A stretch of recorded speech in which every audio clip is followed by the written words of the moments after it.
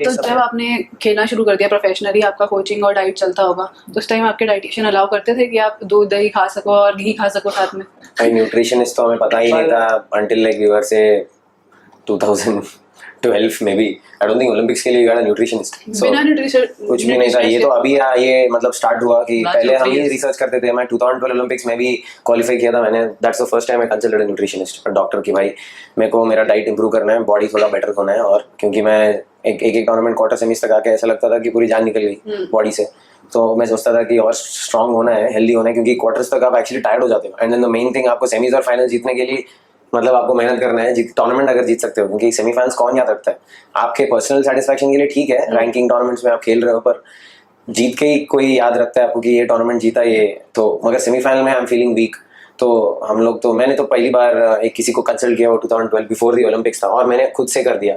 Even मेरे coach भी सोच रहे थे कि बताएगा नहीं क्या कि तू किसी से कंसल्ट कर, क्योंकि ही वाज आवर एवरीथिंग। वो हमको सिखा रहे थे कि कार्ब सप्लीमेंट लेना है, प्रोटीन सप्लीमेंट लेना है, डाइट ढंग से खाना है, इतना ज्यादा खाना है, इतना सोना है, ये करना है, मसाज लेना है, ये वो अकेले बताते थे सब कुछ। And used to do it very raw.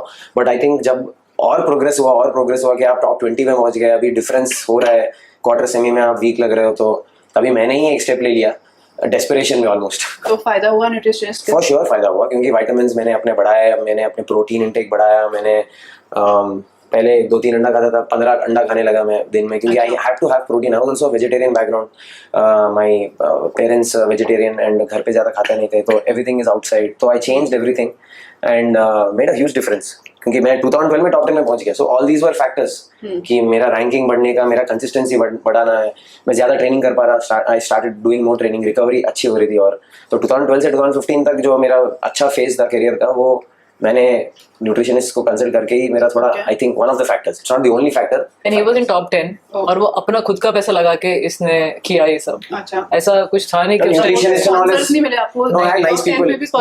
नहीं थे स्पॉन्सर्स मतलब देखो, गवर्नमेंट जो खर्च कर रहा था वो तो था, क्योंकि that is the major chunk of our for tournaments, no for tournaments that is throughout for the year. Tournaments, But that is huge money, we can't discard that. That is the main thing. That is the main thing पर to go उस for खर्च में tournaments. Nutritionist afford कर सकते नहीं, हैं? those things were something extra which हम लोग अभी हम लोग सब एजुकेटेड हैं, स्पोर्ट्स पर्सन एटलीस्ट, कि ये सब चाहिए।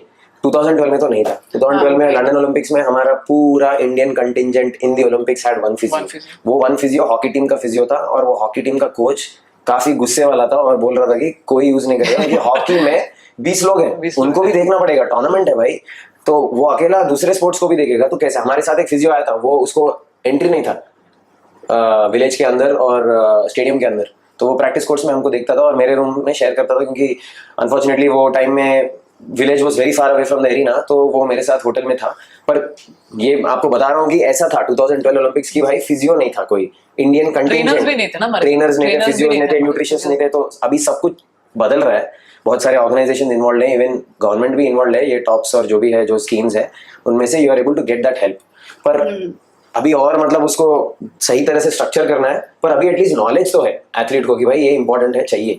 देखिए, खाने से आई थिंक इतना डिफरेंस होता है। खाने से व्हाट आई रियलाइज्ड जब मैंने ठीक से, कि वो खाना ही आपको एक तो ऐसा हो सकता है जिससे आप एकदम फ्रेश फील करें और इतना एनर्जेटिक रहे कि मैच में आप डल फील ना करें।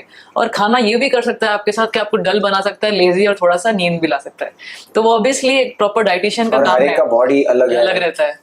आपको क्या जचता है, आप किससे आपको नींद आ रहा है, किससे आप अलर्ट हो, क्या क्या खा रहे हो, आपका गट क्या, ये सब हमको कुछ भी पता नहीं था। सो ऑल मैं जो प्रीवियस जनरेशन के जो एथलीट्स है ना, I consider myself and herself as a previous generation athletes, जो हमने किया, अभी मैं सोचता हूँ कि इट वॉज इनक्रेडिबल।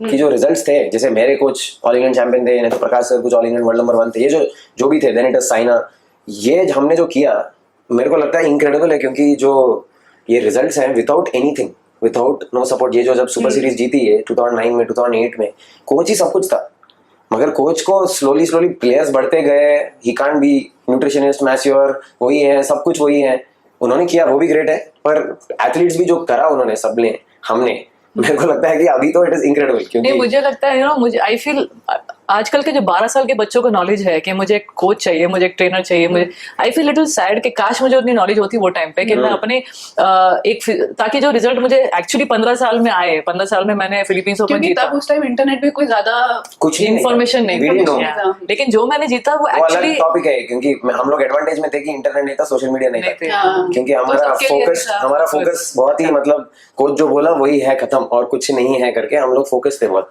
अभी प्रॉब्लम है इन्फॉर्मेशन का इतना बहुत ज्यादा ज्यादा है, knowledge है। इतना कंटेंट है कि आप कंफ्यूज हो कि क्या करना है, आधा कंफ्यूजन में ही निकल जाता नहीं, मैं है। वही सोच रही थी कि अगर जो मैंने जीता, आजकल के जो बच्चे बोलते हैं साइना ने बहुत जल्दी जीता, तो इमेजिन मेरे पास कोई ट्रेनर फिजियो नहीं था, फिर भी 15 साल में मैंने फिलीपींस ओपन जीत लिया था। तो इमेजिन अगर मेरे पास ये सब नॉलेज होती, एक फिजियो रखना, एक ट्रेनर रखना, खाना सही से 9 साल की उम्र से खा लिया होता मैंने, जो परफेक्ट एथलीट्स करते हैं, तो इमेजिन जो रिजल्ट्स थोड़े लेट आए, शायद 22 साल में ओलंपिक मेडल नहीं 18 में आ जाता मेरे को।